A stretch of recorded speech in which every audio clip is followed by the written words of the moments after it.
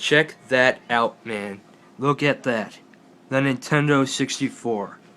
All mine and all so great. Let's check the console out. We got your 4 controller ports.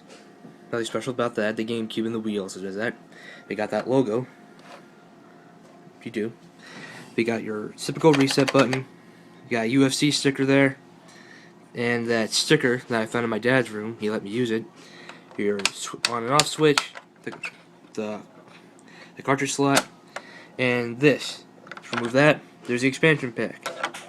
I have a couple stories to explain how some of this I got it. But for this console, along with the plugins and the controller and one free game, it cost me about $42. That's a good deal. So that's the console. Now let's talk about the controller. Now this controller, this kind of reminds me of the Wii in a little bit. Possibly Nintendo had inspiration from it when they were making the Wii.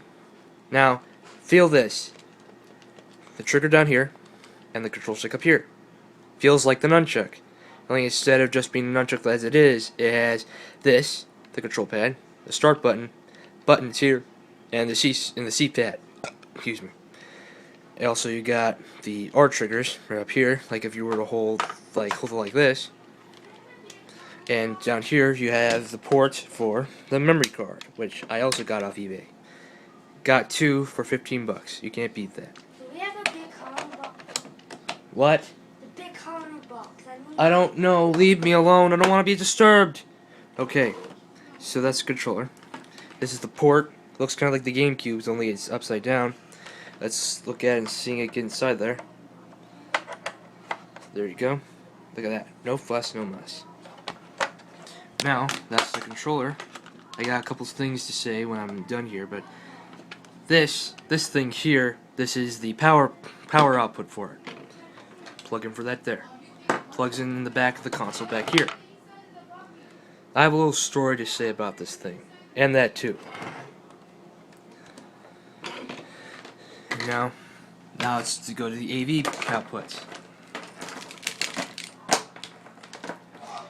Now I have a couple of these AV outputs, 2 different ones. First, let me talk about the one that I got with, that came with when I bought it. Okay, this is the official thing, right here. Plugs in perfectly, like that. But this is the thing that just got me kind of upset when I got this. Look at that. Everything looks okay, but look at the red one here. This one looks chewed up all the way to Kingdom Come, right there. This thing doesn't even work at all. It's all chewed up, and I might plug it in, it doesn't even work at all. So this, when I first got it and I wanted to play it, I had to use the GameCube's AV cable, which in the Super Nintendo also worked for this too, and it worked perfectly. So on eBay I spent $4 and I got a new one. Looks like that. And look at that. It looks brand new right there and it works perfectly. Yeah, I got it in Japan and it works just fine. Well, that's what the buyer said it was from. Well, whatever. So that's the console. Before I talk about the games, I want to tell you about the storage for the console themselves. Okay, this comes to the plug-in. The plug-in, this thing. This thing is kind of big. I know that some people might not like the big box on the plug-in like that. I know that Angry Video Gamer doesn't like that. But with me, this thing is too big. Like, I'm trying to, before I got this new stand for my TV where I could put my consoles in, this thing wouldn't go through the hole. That now can go through the hole, and this I could just put right through from the front.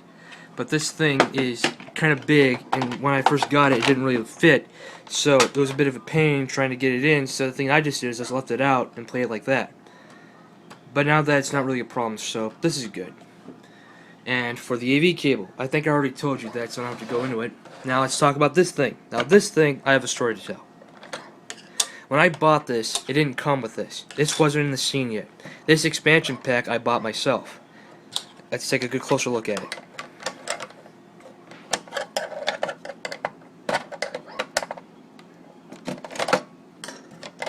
Check that out.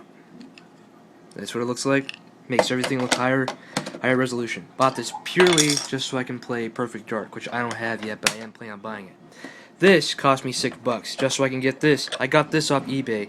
It cost me $6. But it looks more complete, right? Anything for this thing. So those are the stories about that. Now let's move that aside and let's talk about my games. Yeah, let's do that. Now that's the fun part. Checking out my N64 collection. As of right now, from what I counted last time, I own 9 N64 games. Let's talk about them for a bit. And there are some good stuff here, so yeah. This is one of my first N64 games, Mickey Speedway USA. Now, I like Mickey. And of course, I like Rare. Rare is a great developer.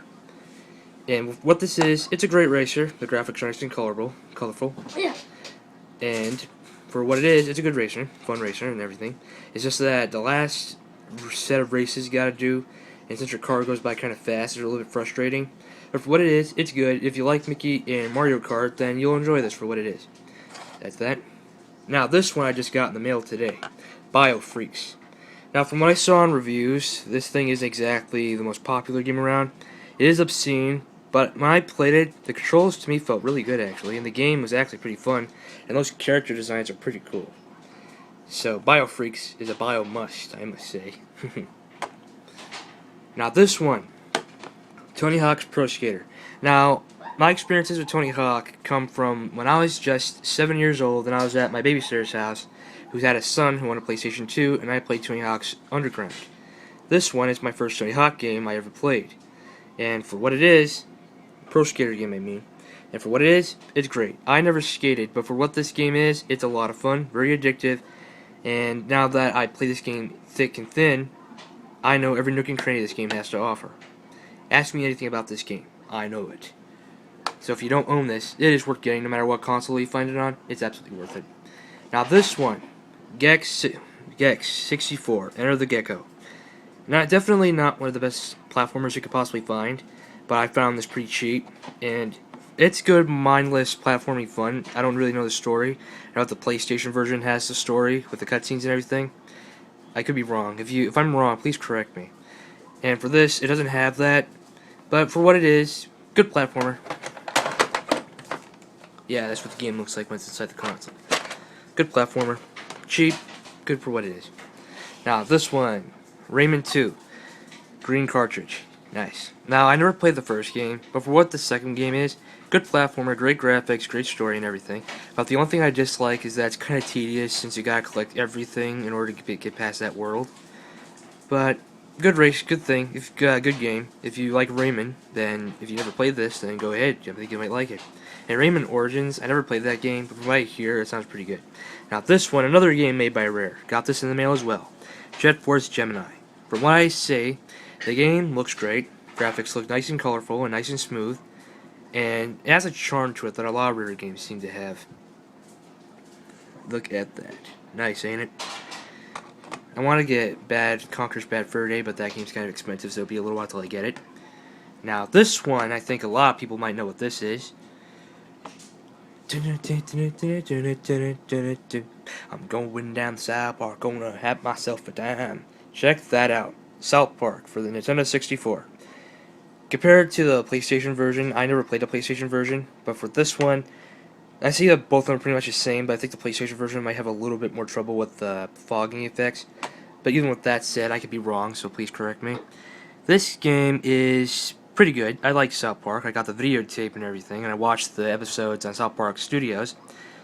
For what the game is, you got to play as Kenny and other Stan, Kyle, and Cartman.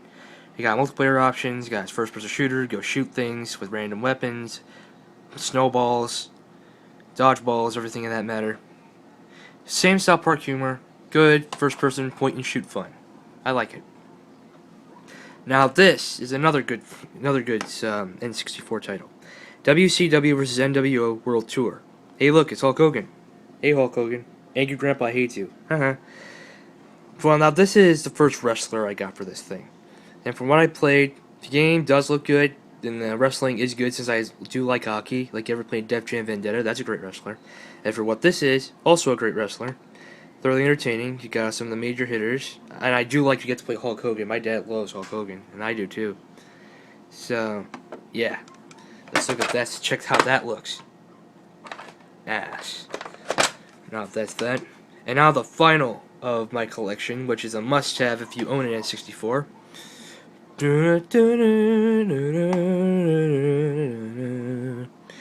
GoldenEye 007.